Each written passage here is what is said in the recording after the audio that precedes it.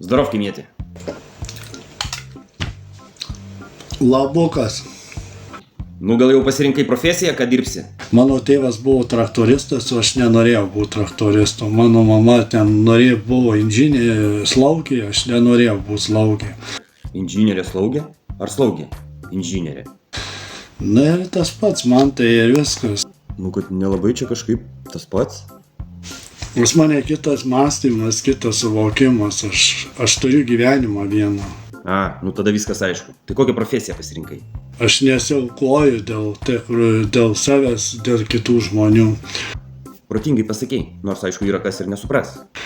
Aš matau, aš noriu dėl savęs gyventi, aš noriu kvėpuoti, aš noriu būti laisvas, aš noriu matyti daug ko pasaulyje. Nes tai dienos yra limitas šioje žemėje, kiek tu būsi. Petrai, o tau neatrodo, kad tu gyveni savam virtualios virtuvės pasauly, Aš ne savam pasaulyje gyvenu, Tai apie ką aš ir kalbu, kad ne savam pasauly. bet aš gyvenu kaip kuriam gyvenime. Tai aš taip supratau, kad dirbt vapšė neįsi. Čia man tai pohu, žinai, man tas pats.